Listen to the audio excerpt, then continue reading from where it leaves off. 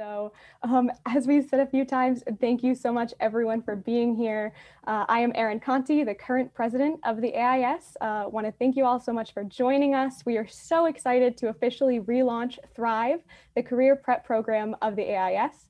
As you may or may not know, Thrive was formerly known as the biannual day-long event of educational sessions that members could attend, hosted by different chapters to learn more about tips and tricks for thriving in the profession. And so this year, we've relaunched Thrive as a bi-weekly webinar series that will take place every other Wednesday at the same time, and it'll include topics beyond career prep, including advocacy, leadership, design, and more. So to kick off this series tonight, we have a panel for you on alternative careers in architecture. As we all know, an architectural education prepares students for a variety of career opportunities within the field, as well as outside of the traditional realm of the profession. And we have a great panel of professionals here tonight who have taken non-traditional career paths, and you'll get to hear about how their education and experience in architecture helped get them to where they are now. So it is my pleasure to introduce to you our moderator for the evening, your Vice President, Sarah Takatatsu. Take it away, Sarah. Thank you so much, Erin, and thank you for the kind introduction. And I'm so excited that this is what Thrive is now. I'm really happy to see so many people from all over.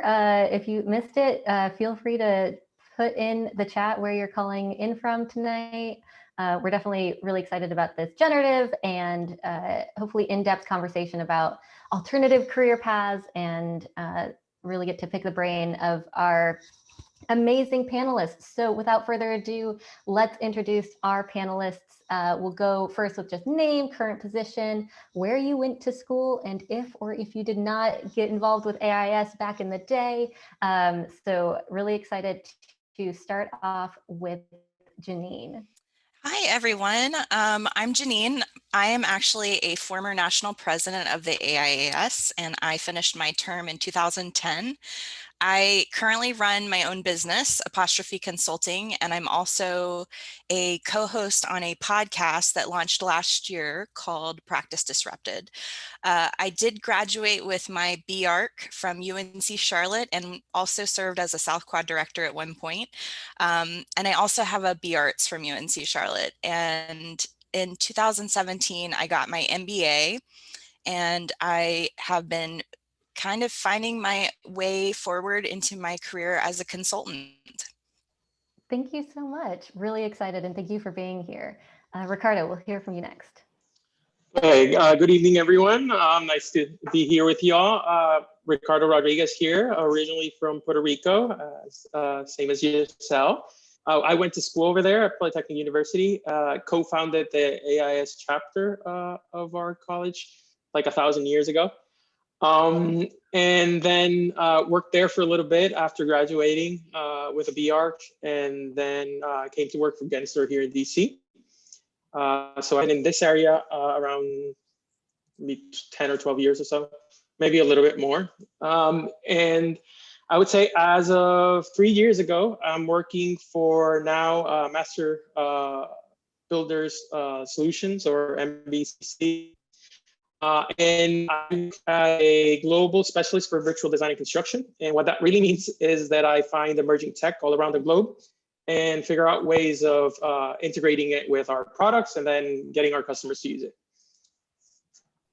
Thank you so much. We're really excited to hear all those perspectives come to light. And Giselle, please.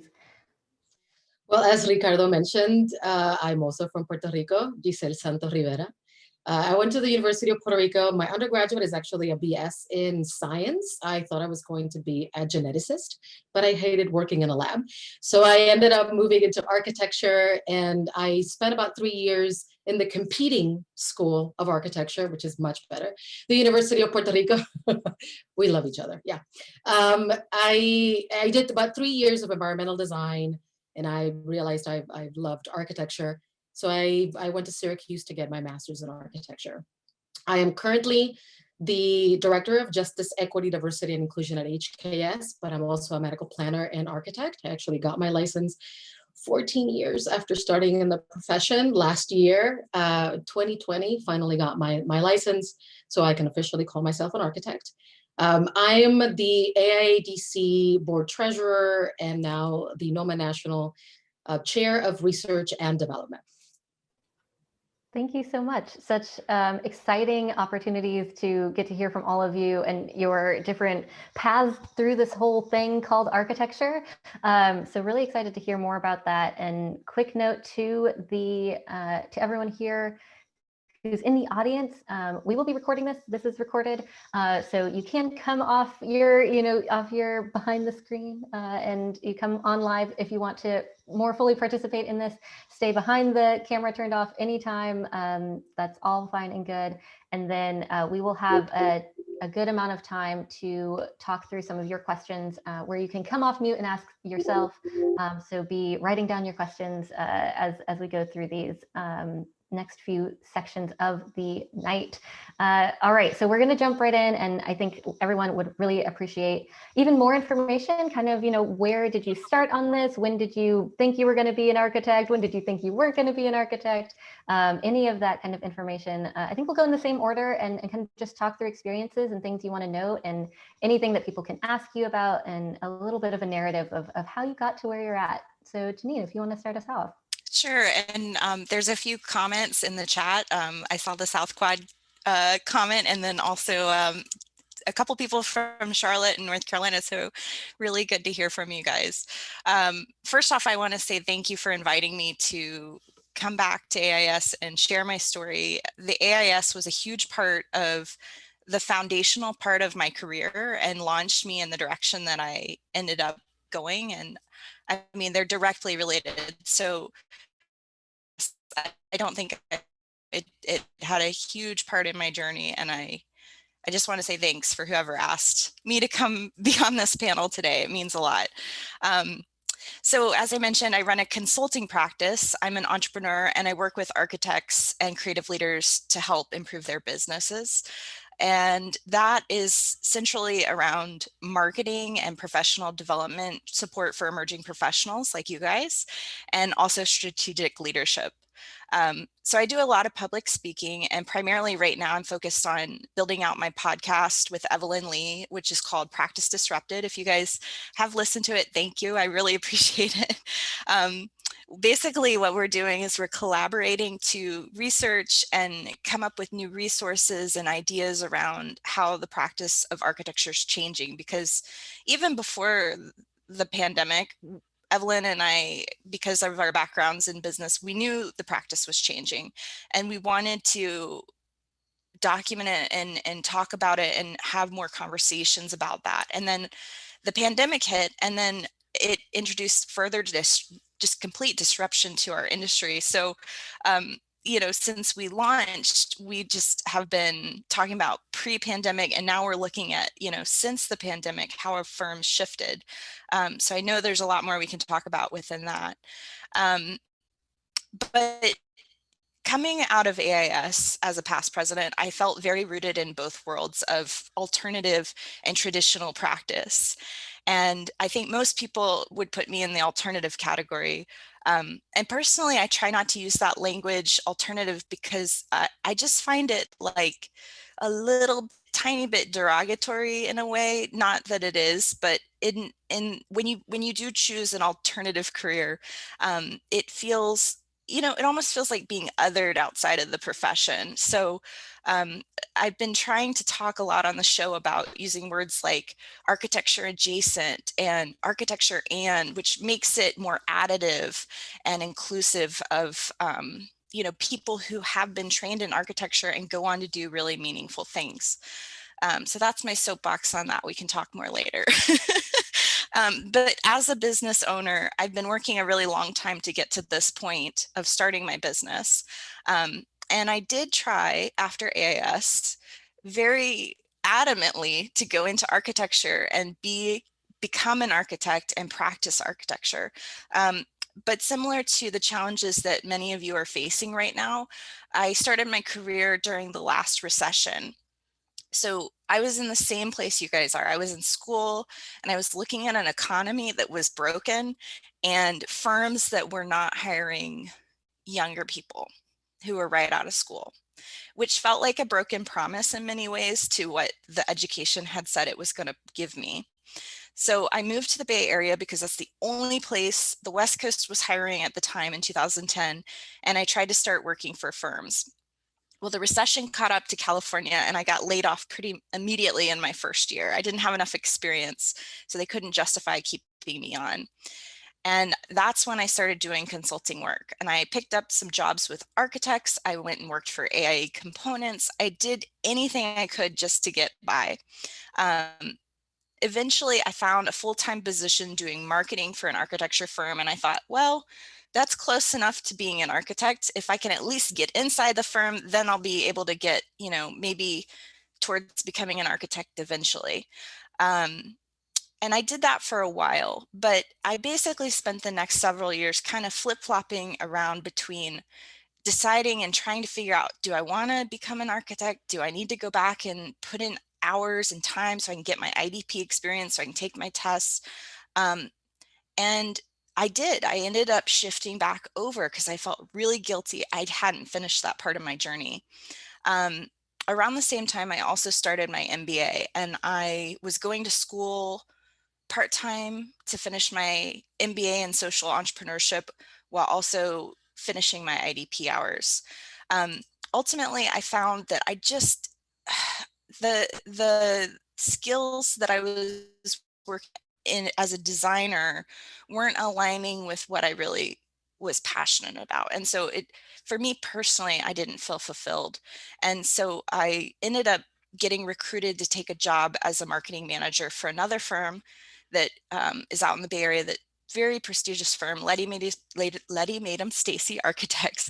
And I was like, okay, great. I can go do some more strategic thinking on the business front. I did that for a while.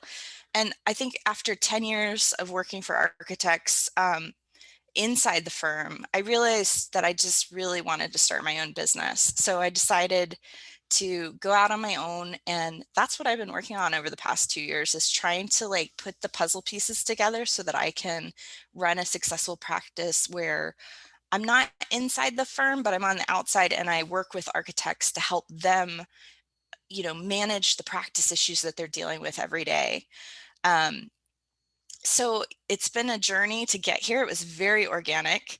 And I feel like my current role is very much built around the strengths that I had to discover within myself during my journey.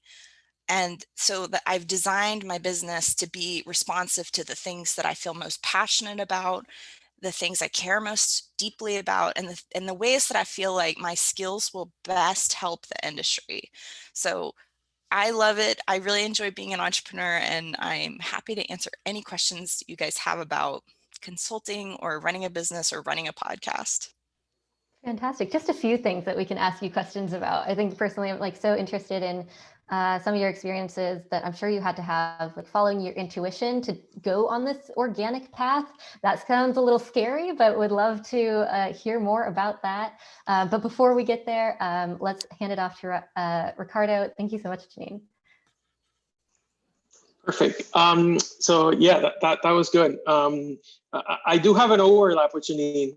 She probably is not aware, or maybe slightly aware, but we'll get there. I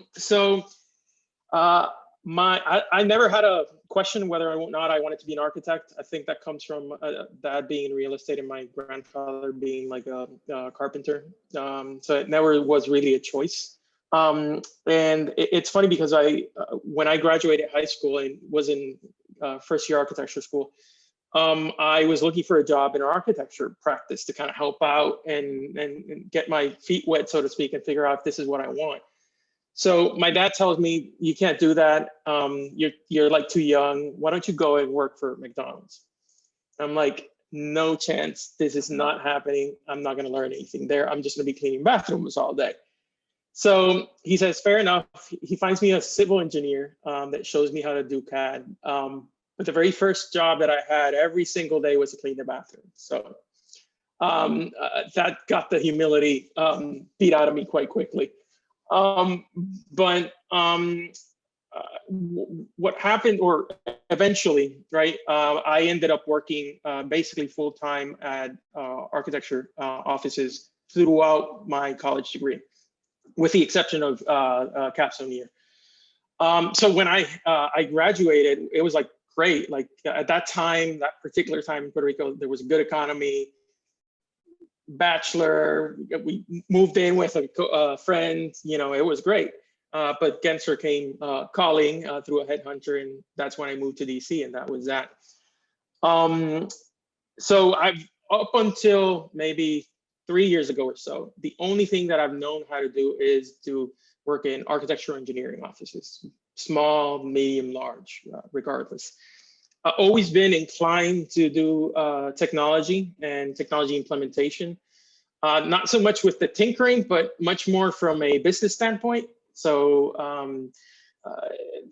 leading those processes and working with the more senior stakeholders in the firm and the younger ones, and kind of how do we make these things work. So that itch was already there. And I would say up until maybe halfway through me testing for my AREs, I noticed, and then receiving kind of maybe the recognition at the office that, okay, we want to talk about being a studio leader, a partnership opportunity. I figured out that wasn't what I wanted to do. And I had seen that creep in slowly, but I noticed that the things I was passionate about did not align with the work that I was doing each day. And I also quite quickly understood that the tools required for us to practice in an efficient manner did not exist within traditional architectural practice. Not only did they didn't exist, the ability to organically gain them is almost like winning the lottery. It's not going to happen for most of the staff. So I said, the responsible thing for me to do is kind of go out and look for that. So here's where Janine comes into play. I applied and was accepted to the Practice Innovation Lab that the YAF put together.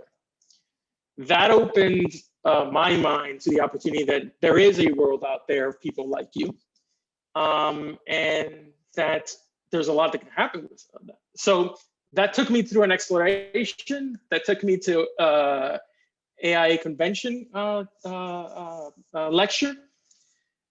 Within that investigation, I found my current role, which is working for a giant multinational building product manufacturer. And they were looking to digitally transform their practice on every single level. So it's super complex. I guess the last part I'll say with that is, because of that, I've been able now to be in the AIA National Strategic Council. And now, you know, something I'm super honored about, to be AI liaison to the AIS board, the full circle kind of thing, and then work remotely, travel 50% of the time, a long time ago, a year ago, and a bunch of fun stuff. So I'm sure we'll talk about all of it. Enough about me. Yourselves more entertaining.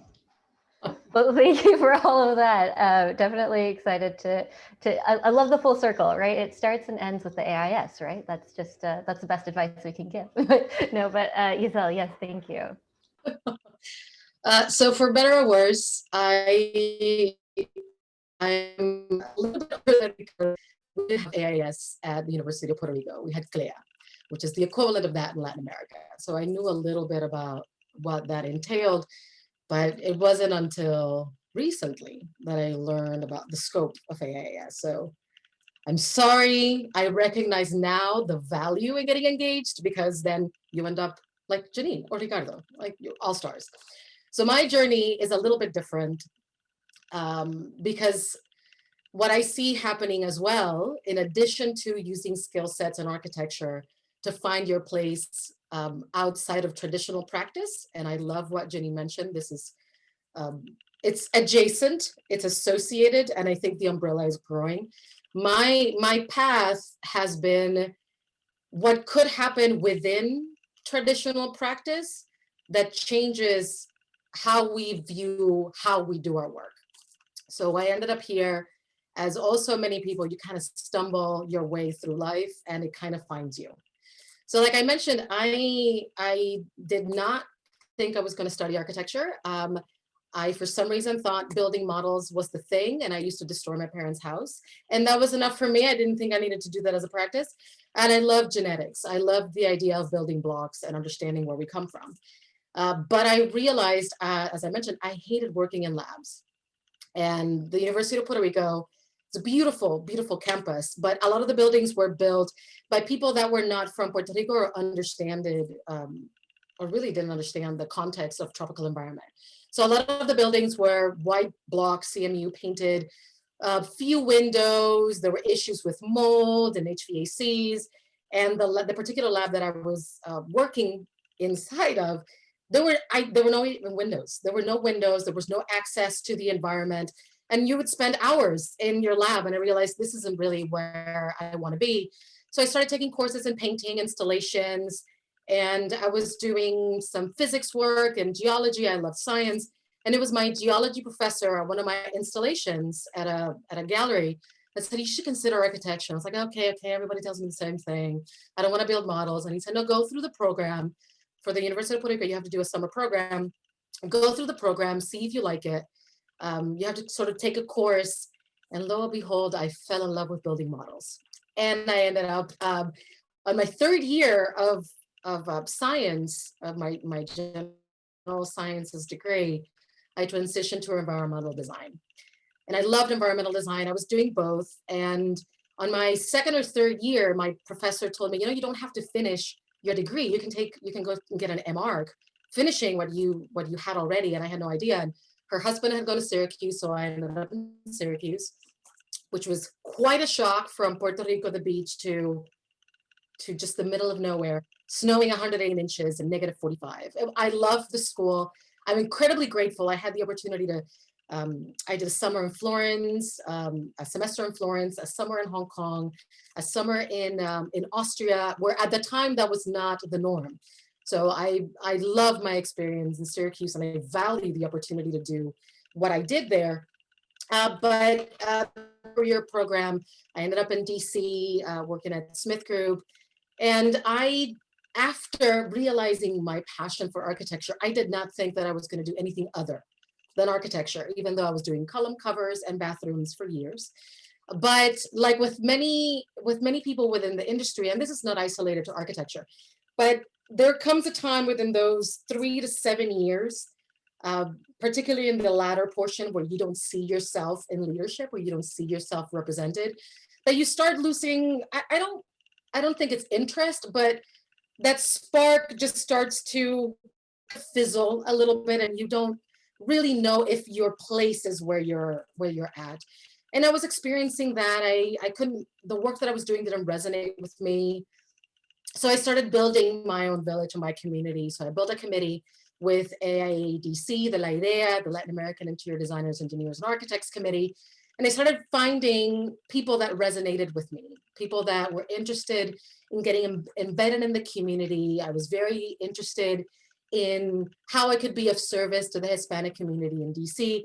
And through that involvement in the chapter, I started to learn about the Christopher Kelly Leadership Development Program, which Ricardo was in the inaugural class. I was in the following class. I found myself getting looped into the AIA National Associates Committee, which is like it's for the AIAS. Leaders just kind of end up coming there. And my peers at the time, I know, my gosh, my peers at the time were younger than me, more accomplished. So I have to say that my mentors are still my peers that are younger than me, but driven as Janine and Ricardo are, which were not people that I would have necessarily found in my journey in practice. So they taught me ways to see the profession differently because I was so focused on architecture. Through that, I learned of the Women's Leadership Summit, and I realized that I had found a little bit of a voice. I had built committees, and that was comfortable for me. I knew that I wanted to build village and people of like-minded goal setters and driven people around me. So through the Women's Leadership Summit, I realized that there was a void. at the time, empowering emerging leaders to stay in the profession. Like I mentioned, there's always this weird little space between those 5 to 10 years in the profession. For me, it was 7, where, and you see in the statistics, the Equity by Design survey results show that 32% of women and minorities in the profession just leave. And it's because for me, it was, I couldn't see myself in there. I couldn't get myself to recognize my voice and what I could bring to the table, because I had a vision of what traditional practice was.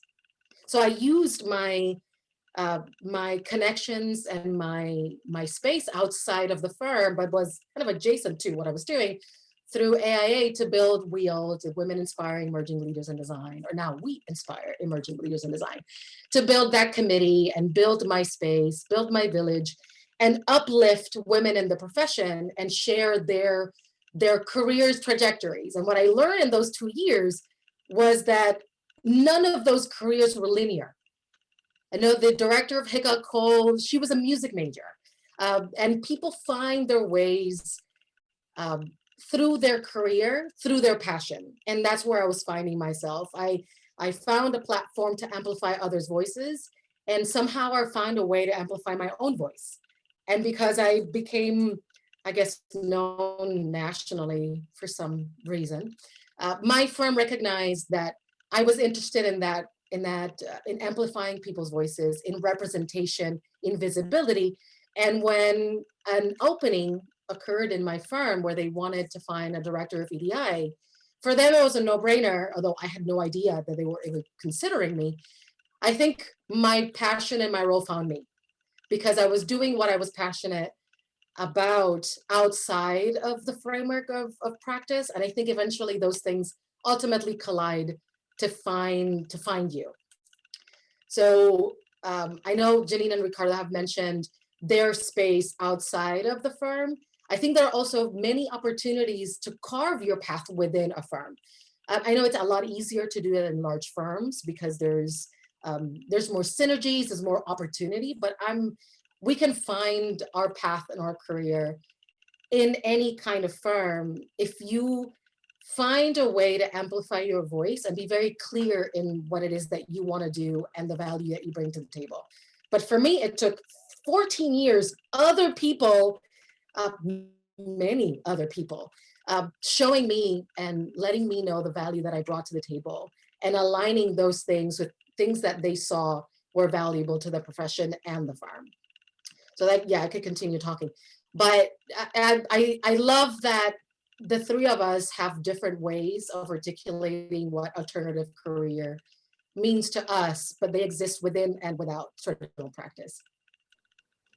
Thank you so much. Yeah, the interesting way we just kind of have this triangulation of different words to say similar but very different things as well is really great. And I think we have a lot of people here today who have similar passions to you, Isel. So really glad that you're able to share some of those experiences and how that passion actually became your career. So I think those are all really important and relevant experiences. We are going to go into questions that we had prepared. And the first one was going to be, were you encouraged or inspired to seek alternative career paths, like architecture adjacent career paths while you were in architecture school? But I think everyone answered that it was all kind of mishmash. It was all a little bit later after school. So thank you for sharing comprehensive paths through education and into the practice. So I'll go into the next question here. What skills from your architecture education or experience in traditional practice are you using in your position now? So I think, everyone who's in school right now, what's really valuable about where I'm at right now would be really great to share. And we can go in whatever order we want if there's someone who's really ready. Janine, you're off mute, so let's go with you. I'm off mute, I'm on standby. Well, I'll probably steal everybody's when I say this, but I definitely think the number one skill you take is the problem solving, the ability to learn how to problem solve. Like what you're learning in school, you're learning problem solving skills specific to design and designing a building. But we actually recorded an episode earlier today, and we're talking about how that process is repeatable through anything that you do. And once you start looking at the world that way, you can use it in a lot of different ways, like whether you're designing a business or whether you're trying to figure out a problem in your personal life where you decide, even looking at your resume, I mean, everything is a problem to solve, and you can leverage those design skills to figure it out. So that's one. And then I want to give a plug for AIS, because the number one thing, well, there's a couple things. There were a few things I took away from my time in AIS that really have helped my career. And that would be communication, number one, practicing communication at a very high level, confidence that came from AIS, and learning that like there is a place for me in this profession, and seeing that through my peers in AIS really was empowering to me. Yeah, and I think just thinking and groups of people as a whole, like I gained so much through those kinds of conversations that I had with my peers at my chapter, and when I was later on the national board, and all of the different architecture students I met, all of that really followed me into my career. Such a great answer. Yeah, just a plug for the AIS. You know, we're kind of cool. Great. Ricardo Yazel, who wants to go next? I'll go. Great. I think this is a term I've heard coined by definitely Evelyn Lee, but I'm sure that it's been shared quite a bit on Practice Disrupted, with the systems thinking approach, this holistic view of how to, how do you eat an elephant, right? One bite at a time. So I think that's definitely important, because it really sets us apart. We understand that decisions, wherever we need to make them, have consequences and interact with other potential decisions downstream. So I think that's very important, and that's something that is not necessarily easily available or found in other type of disciplines. Similarly, I think we're also taught to question things, at least in school. It definitely gets a little bit beat out of us later, but that irreverence, that there's no sacred cow, is something that should be used, I think, a little bit more as a weapon. Naiveness is a weapon. You just have to rely on it in the right way.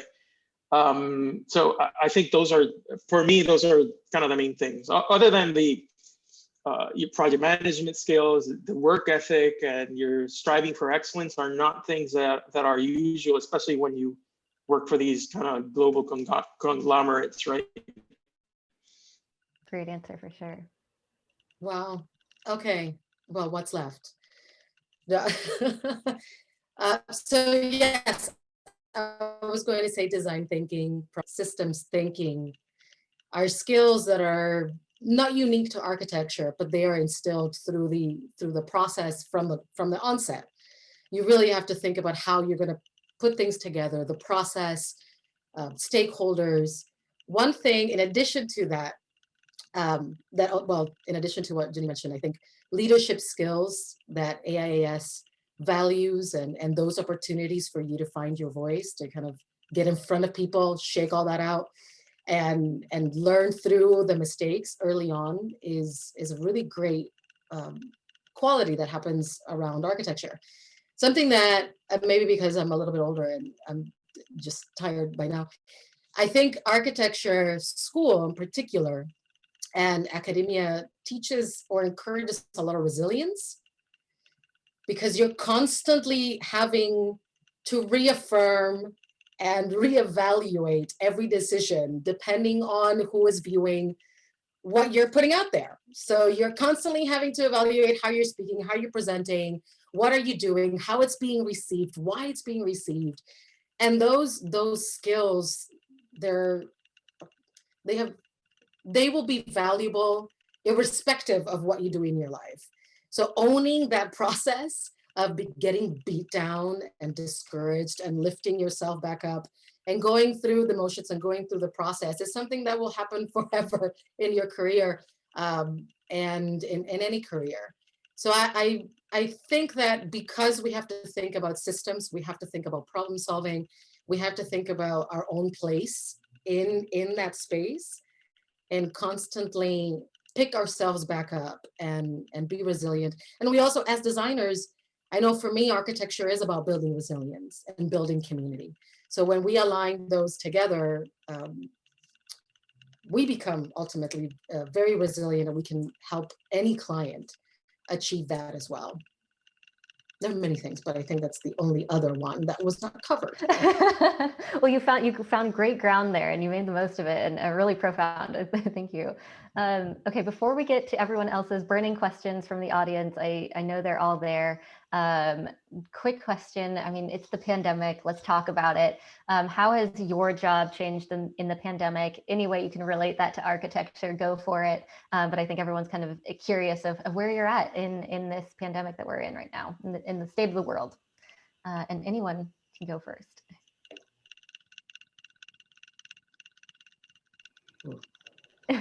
Giselle, you're still off mute, I left it open for myself. Let's see. What have I learned architecture related about the pandemic? Well, and I don't want to kind of beat that drum, but I think resilience is a big deal, particularly now more than ever. And something that, at least for me, I've learned now, and it may be because of my role, but the impact that the built environment has on our communities, and how we have a real voice in how we build community, but affect people in their ability to be resilient through pandemics. So we can be responsible for housing, for access, for all of these things that affect how people live their lives. And I'm in healthcare, and that's one of the reasons I was very passionate about healthcare, was because I wanted to be able to have the opportunity to give spaces for people to heal and to grow and to be better. And I can't imagine a better time to recognize that we all need to do better, that we all have to find ways to do better. And if we don't think we have agency to do that in our practice, we can still do that in our communities through organizations like here in DC, we can engage with the Washington Architectural Foundation. I'm sure AIAS and NOMAS have spaces where you can provide design services or be collaborators or conveners. That's something that you also learn a lot when you're in school, is you learn how to collaborate, you learn how to speak, you learn how to listen, and then share that with other people. And I think this is the right time to use our skill sets to the benefit of our communities, particularly to those that are marginalized and disadvantaged through everything that we're going through. But this is more, I'm thinking more in practice. I'm pretty sure Janine and Ricardo can talk about this, how now we're defined by this, and what that means and what that doesn't mean. There you go. Such a good answer, and I think that a lot of us have really started to commit to this this lens of looking both inward and externally with EDI and justice as well. So really excited for the new vocabulary that we all have and understanding in the education that we're all going through. So I definitely think that is part of this, and maybe more than just a part. But Janine, Ricardo, yeah, more thoughts? I guess one of the things for us, being a company that services the construction industry, this deferred digitalization that people have put out for decades, with the knowledge that it was going to happen, that they were going to get hit with this truck, was mainly an issue of the right type of, I would say, interest and will. It wasn't about necessarily having the resources or not, because in a span of a few months, I would even argue that there was a span of a few weeks. There are places that learned how to work remotely, that learned how to use their resources more effectively, and that learned how to engage with their customers, regardless if they were clients or otherwise, in a different fashion. And I think that's huge. And what we found is, like, I would say that construction companies are more open to that type of dialogue. At the more senior level, people are now understanding that there is real value for this. people usually think that discussions around technology have to do with talking to young people, when in reality they have to do with business continuity, whether or not they could feed their staff. And I think in that regard, it also has allowed us a bit of perspective on what are the things that we need to do better in terms of pivoting and be more agile on how to do these things. We tend to take for granted the technology we have access for, and we use it for entertainment all day long. But when it's time to get to do our work, we look like that. We look the opposite way. I don't want to look at this. This only, we think we're special, right? This only works for that, or it doesn't work for us because this is construction or this is architecture. So I think that's a myth that has been like shattered altogether. And I think the good thing is that the incoming generations into practice have a little bit more leeway in figuring out what are the tools and skill sets that they're going to use to solve the problems. I think more and more we should rely on them to figure out how the problems that previous generations have kind of, I would say, underlined more so with the tools that are native to them and less with what we tell them things are supposed to be. Yeah, fantastic opportunity to turn the tables, and the student becomes the teacher. I think it's definitely good to remember that for everyone here, you have a really special skill set that is important and you can use to advocate for your positions in the firm and to talk about what the firm can do inside and outside of architecture, capital A architecture. Janine. I'm going to piggyback a little bit first off of what Yazel said, which is basically this idea of resiliency, because, and I don't know if this will help you or make you nervous, but going through that recession, going through the Great Recession, which took, I think, 3 years for me to go through and get out and feel like I was actually in my career again. It was hard. I mean, I'm not going to lie. And I'm sure some of you are feeling that right now, like fear and anxiety about how you're going to deal with it for yourself. And I will say, you find your way. So you can count on that. You will find your way. You build that resiliency because you have to. You learn what it feels like when you're in a tough spot and you get better at it. And over time, it feels different. So I know I have a few more years on me now in my career, but I've practiced that skill of being in difficult positions before enough to feel that this time around, the pandemic is less scary to me, even though it feels more serious in some ways than the recession even did. That's just an observation. I hope it's helpful to somebody. But in the industry, I think it's interesting to me because I felt like as a young professional, the industry wasn't listening to us. And because of the disruption that's happened because of the pandemic and everybody going remote and all of the rules changing and everything feeling very unpredictable, the industry had to start listening a little bit more than they were. And that has been a small benefit that will help this industry grow in the long run. Personally, that's how I feel.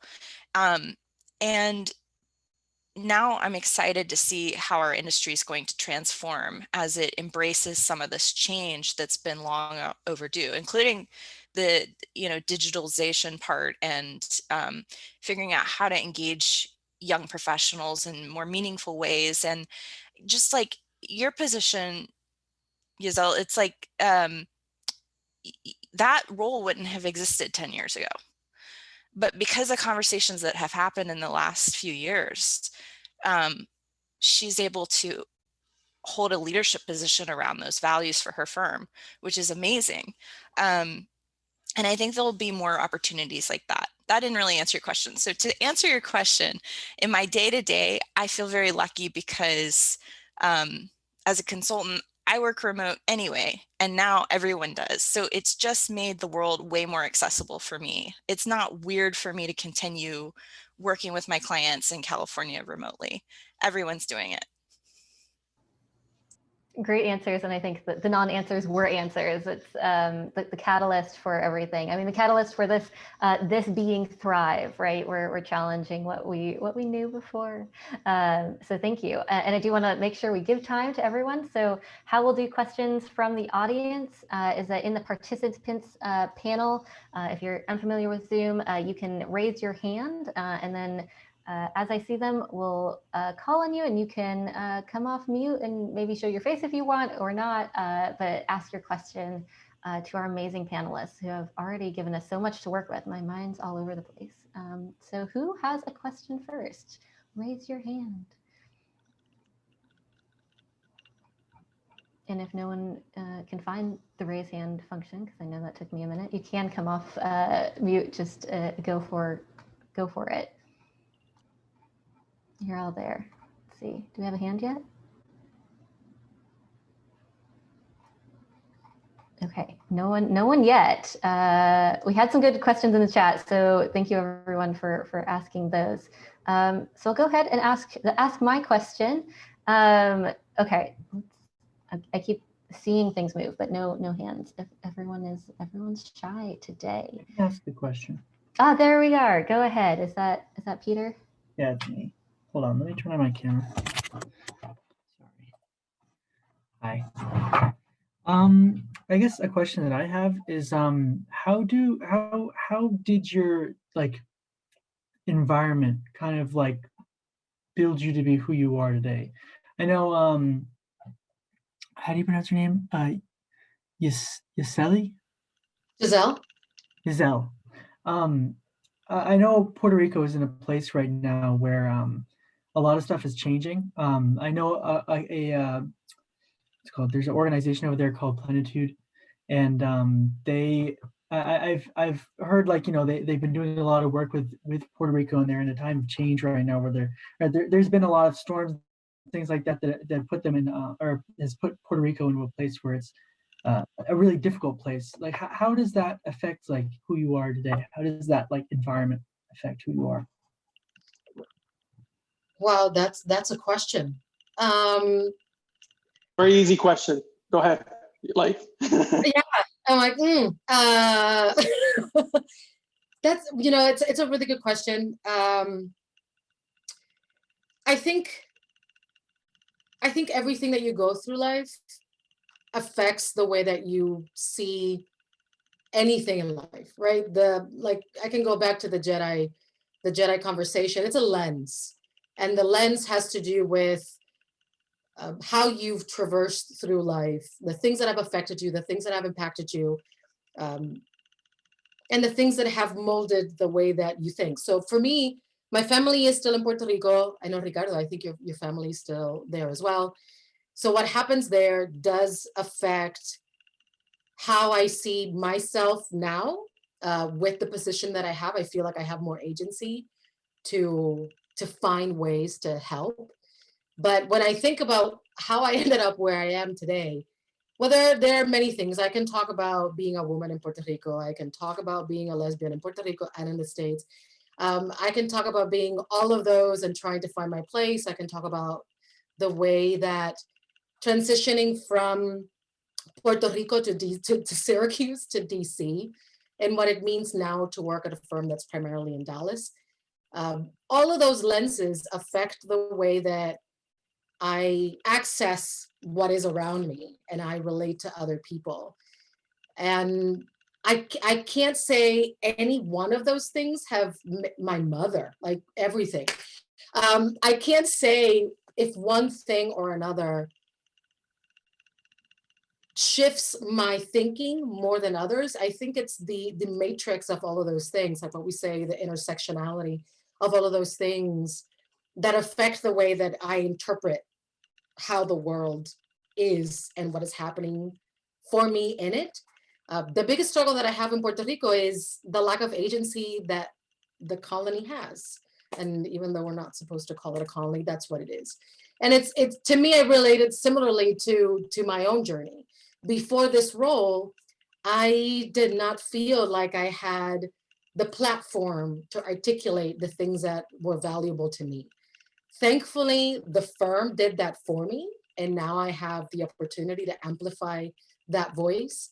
But it was because I struggled with my identity for so long, finding ways to add value to the world because of my experiences that I am where I am.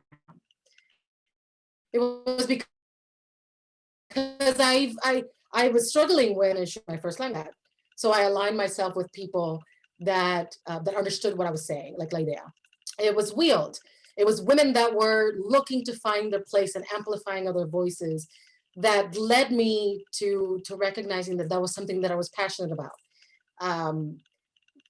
Finding mentors in those spaces that mirrored my passions and also were able to amplify my voices, like my Shannon Krause, who I'm sure many of you have met at one point or another, who also was AIS and also AIA, like all of the things. The one thing that he told me a long time ago that changed that idea of inward facing is he kind of looked at me and said, you have a lot of fire. The best thing I can do is help channel that fire and find ways to help you find your voice and then help you amplify that voice. So for me, it's amplifying my own voice and others that has made me resonate with my role. And that always goes back to Puerto Rico, because I look back and I know they don't have the agency. So everywhere I go, I try to bring it up. That's why you have Puerto Rico over there, over there. That's one of my favorite painters from Puerto Rico. That is a mask. So I try to always be reflective of those things and reflective of those journeys so that people will see themselves in me, and then we can find synergies and amplify our voices in the profession. I have no idea if that answered any of your question, because that is the question. But hopefully I did something there. I don't know. It was inspiring to me, so thank you. And we're running up on time, so I want to give Brooke a chance to ask her question. All right, thank you. So Ricardo might not be able to speak to this as much, but for Isela and Janen, so I'm kind of wondering, as a recent graduate and as a woman trying to get into architecture, to what degree did your gender kind of influence your trying to get into architecture, and to what degree did it influence you moving outside of architecture to some degree? And do you have any advice for someone who's a young woman trying to get into architecture? Yes, I can start and then you can bring it home probably. I would just say gender was always on my mind going into practice. And the thing that I think happens for many of us is gender is not necessarily on the firm or the firm owners' minds. It is something more recently that has become a conversation in practice, and with groups like Equity by Design and the work that AI National is doing on these types of conversations, it's better. But I always felt like I think when you're a woman trying to enter a professional setting, you're faced with a lot of norms that exist prior to your generation that are very, I don't know, maybe different than the way you would think that practice should operate. And so I think that you're faced with addressing identity issues as you figure out your professional self early on. And the best thing to do, I think, is to definitely surround yourself with like minds, people that you feel safe, that you feel like you can have these conversations with, because it's a process to figure out how you are going to show up as a professional and what that means to you as an individual. Yeah, what she said. I think it was great, because I think the most important thing is figuring out, it's self-awareness. I think self-awareness, above all, is the thing that allows you to show up authentically at the table. And it takes a while. Not everybody has the opportunity to just show up authentically and be at the table and hit the ground running. it can be a process, and it's okay if it's a process, and you have to be compassionate with yourself and vulnerable. When I think about the architecture profession, I think we have gone really far. I'm also older, so I see the trajectory. I think if you're hitting it now, you're still gonna be like, why are we not there yet? And that's, I don't think that's gonna necessarily change anytime soon, but there are many inroads. Like, for example, today I was in a strategic leadership presentation for my firm. The book that was shared with us, and the presentation was called Conscious Capitalism. I didn't know anything about the book. And then I heard the speaker today, and everything that this gentleman shared, Raj, everything that he shared aligned with everything that I had envisioned for architecture practice that I did not see in my first 14 years in the profession. But I know other people did see that. It just happened to be my place at that time, and it's not what chosen or not chosen where I ended up. And I think recognizing where you are, where you want to be, and your voice and your authenticity, and giving yourself the leeway to find it. It may take you years, but you will find it as long as you know where you are, you're self-aware, you're vulnerable and authentic, and you recognize that in other people. Because some people may not be able to meet you where you are, and that's okay. That's not your place, and you move on. But oh my God, we could go forever on that thing. It's never going to be easy, but like Janine said, you find your village, you find your people, and you recognize where you are, and the place will find you ultimately. I think for me, that's how it happened. Such encouraging advice across the board. It doesn't sound easy, but it does sound possible. And really glad that we have so many students here who are taking on the challenge of entering into this imperfect and forever imperfect profession. And so I do want to give the floor, it's the very last question, to Salma, and I'm going to challenge our panelists. And I don't know Salma's question, but to also weave in an answer about any last thoughts and any last piece of advice with Salma's question as well. So go ahead.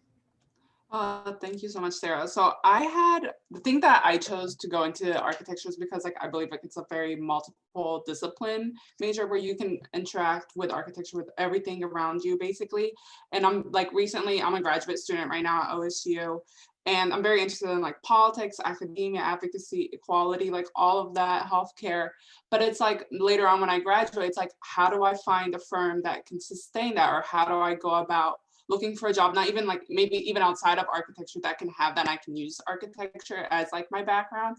So it's I guess advice to seeking what you want to do in the job, because Ms. Rivera said, I feel I will burn out within the 5 to 10 years area for looking for that position, right? Because I'm going to be working at different things and I'm going to lose that passion that I want to do. So I kind of want to I don't know, find it so I can get more passionate about it quickly. So I was wondering how do you think we should go about it, kids that are passionate without having to take the long way of doing all of bathrooms and stuff like that, in architecture design. I want to use Giselle as an example. I think that once you find what your passion is, I don't think that's a decision you need to necessarily make now, because it's a journey. I get a lot of that question, I don't know what I'm going to do next, after graduate school, whatever. You don't have to. You have a ton of time for that. The main thing is that you put yourself in a path that allows you to discover and ask the questions. At the same time, as a generation, you'll have access in the palm of your hand to a tool that anyone before you had, which is the ability to instantly connect with people. And in sharing that journey, for instance, of what you saw, what she's learned now, right? After doing this whole thing, imagine you had access to that at the beginning, or you were sharing that with people. That would have created a snowball effect, and people would know you for this, which is how she's the powerhouse that she is. It's you get awareness, you get confidence, But I think the main thing is being genuine in the discussion and very deliberate. That might mean putting yourself out there in ways that might be a little bit uncomfortable. And I think we've all gone through this. But to that, I say, so what? I know it takes time to get to that point where it says, so what, right? Because it's not easy. But, you know, you row the boat with the ones that are in your boat. And the ones that are not, then they're not. So I don't know. I don't know if that answers your question. And I'll add to that, you may think you know where you want to end up now. And new positions, new relationships, new opportunities may change your perception of anything. I thought I was going to be a geneticist, and then I was like, nope. And then I thought I was going to do architecture, and I ended up doing work that I didn't like, and I ended up in healthcare. I would have, my first job offer was to do healthcare, and I ran away. I was like, I'm not going to do hospitals. That's depressing. Now I love doing hospitals. And sometimes, you know, sometimes those are blessings. Those are blessings. Like those mistakes can be, for me, have been the biggest blessings. So now I seek them out, for better or worse. I seek them out because I learned the most making those mistakes and not making the assumption that I know where it is that I want to end up. You never know. You really never know. I can appreciate that hearing it took us 10 and 14 years plus to get to where we were trying to go might sound really hard to digest. So I would say, here's the best shortcut I can give you. Step one, get really clear with yourself about what it is that you want to do. Write down, journal, figure out exactly what it is you're trying to contribute to the world and what you think that is, and as a succinct explanation as possible. Step two, if the job description doesn't exist, then there's a high probability that you are creating this path for the first time. So what you want to do is step three, find people who are as close to that path as you can get and talk to them and figure out what they're doing and how they got there. Step four, if you can't go work directly for them, you start building that path for yourself. And the important thing is to think about it as a puzzle. You may not have the full thing and all the puzzle pieces when you start, but if you can start putting little small puzzle pieces down, you're going to get to a big picture.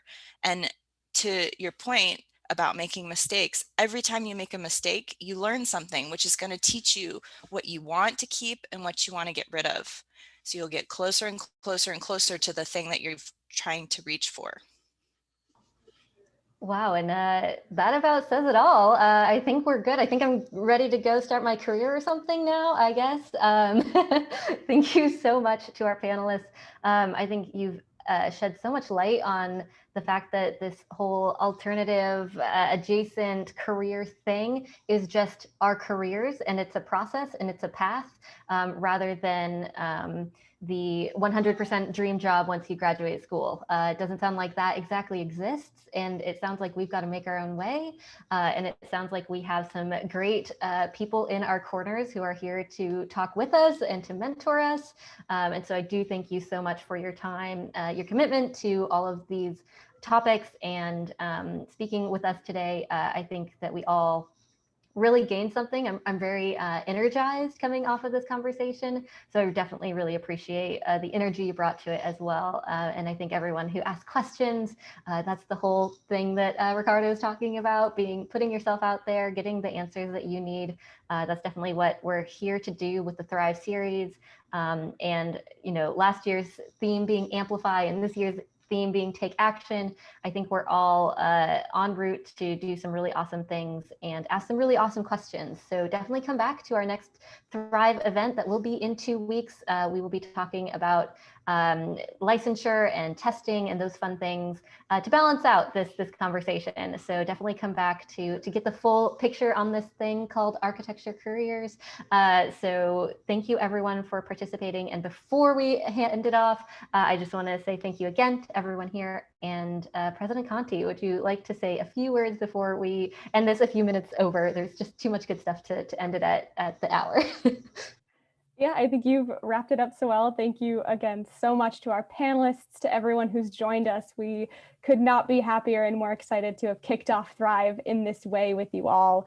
Like we said, this session has been recorded, so if you didn't get a chance to write down all of the amazing advice that you heard, you will be able to view it on our website very soon. So thank you all. Have a great night, and we'll hopefully see you next time.